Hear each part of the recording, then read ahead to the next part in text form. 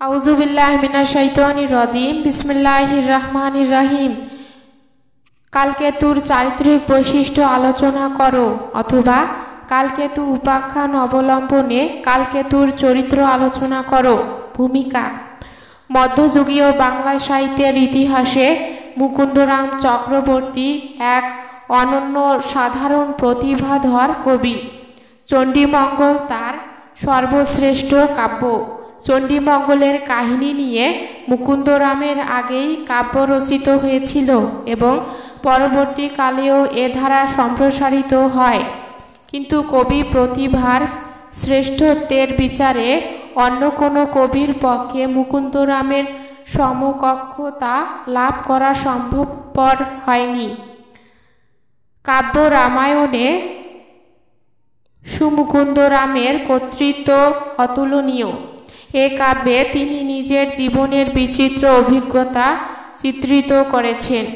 চরিত্র চিত্রণের ব্যাপারে কবি বিস্ময়কর সার্থকতার নিদর্শন রেখেছেন। কালকেতু উপাখ্যানের অন্যতম শ্রেষ্ঠ চরিত্র কালকেতু।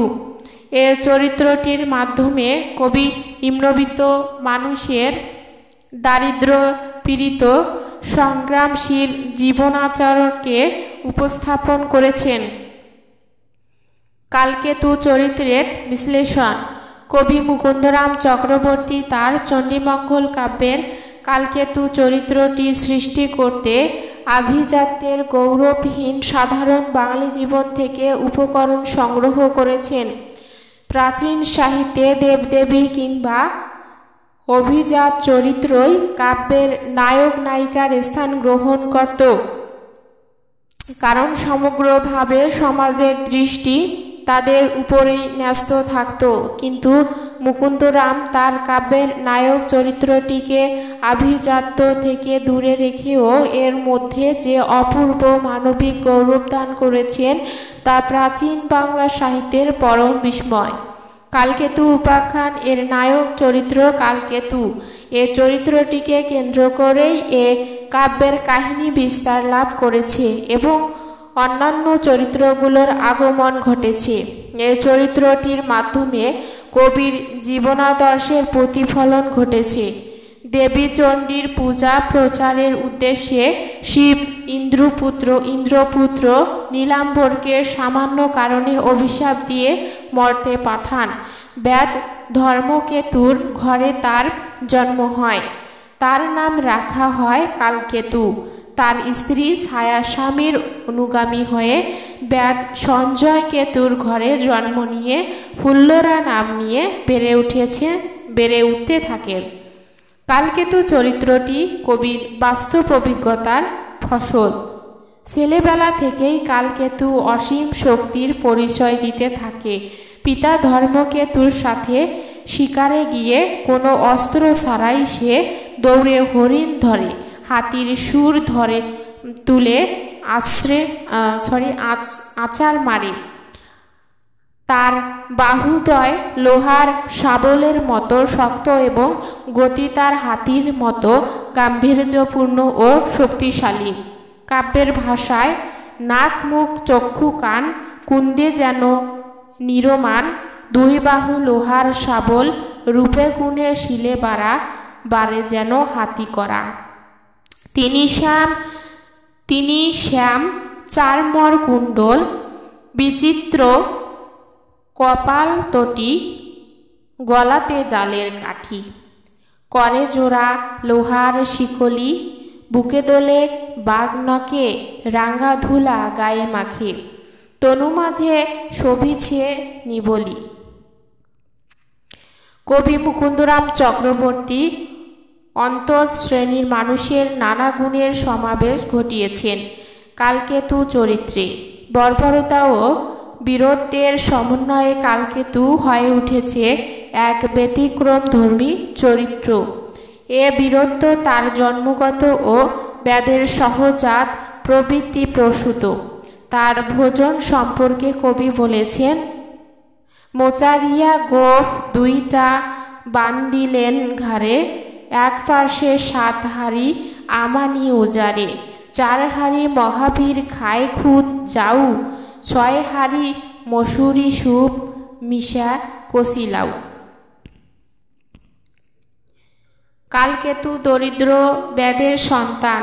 যৌবনে তার বিয়ে হয় সঞ্জয় কেতু ও হরিমতির মেয়ে ফুল্লরার সাথে। সংসার জীবনে তার প্রধান যুদ্ধ দারিদ্র্যের সঙ্গে। তারপর সে স্ত্রী ফুল্লরাকে নিয়ে সুখে থাকার চেষ্টা করে। দারিদ্র্যের জ্বালা তাকে কখনো উৎকণ্ঠিত করতে পারে না। স্ত্রীকে সে ভালোবাসে, এজন্য নিয়মিত পশু শিকার করে আনে। স্ত্রী সেটা বাজারে বিক্রি করে সংসার চালায়। উদরপূতি কর্য করে আনতে বলে কাব্যের ভাষায়। উদরপূতি কোনো চিন্তা নেই তার। স্ত্রীর উপর সে সংসারের ভার দিয়ে সে নিশ্চিন্ত।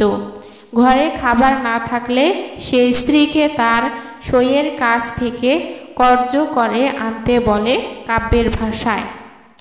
আছে তোমার সই বিমলার মতো, শেকটিয়া ভেট লয়া তুমি যাহো তথা। খুদ কিছু ধার নিবে সইয়ে ভবনে, কাছরা খুদের জাউরান দিবে যতনে। সহজ সরলতা কালকেতু চরিত্রের অন্যতম বৈশিষ্ট্য। ব্যাদ জীবনের অনাড়ম্বর বৈশিষ্ট্যের আধার সে। তাই তো দেবী চণ্ডীর চাতুরী সে ধরতে পারে না, দেবীর কথা বিশ্বাস করতে চায় না। দেবীকে তার নিজ রূপ ধরতে বলে।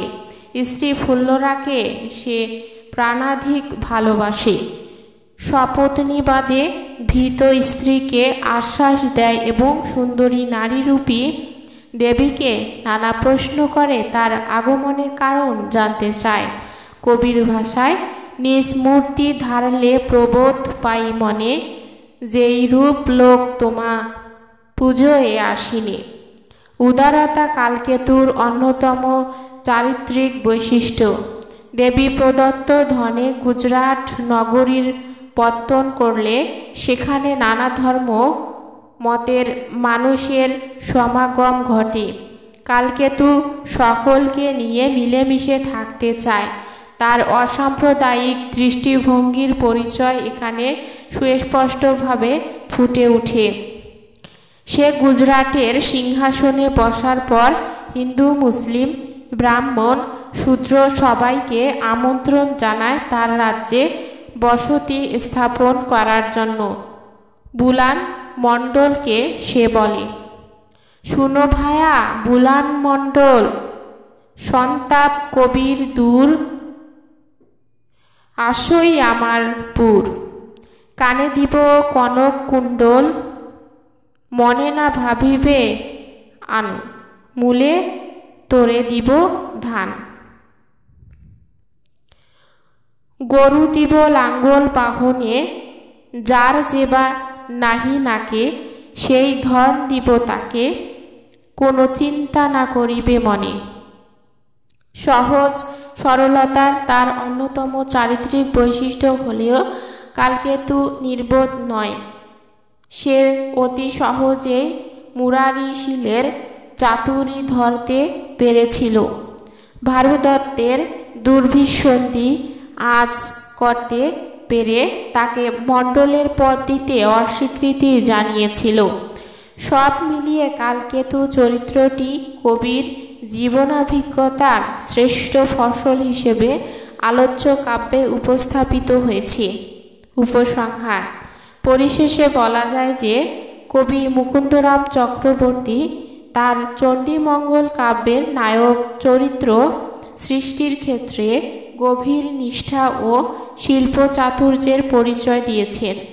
কালকেতু চরিত্রটি তাই নিম্নবিত্ত বাঙালির সংগ্রামশীল জীবনের প্রতিমূর্তি হয়ে আবির্ভাব হয়েছে। ফলে চরিত্রটি হয়ে উঠেছে অনবদ্য ও জীবন্ত, যা মধ্যযুগের বাংলা সাহিত্যে বিরল।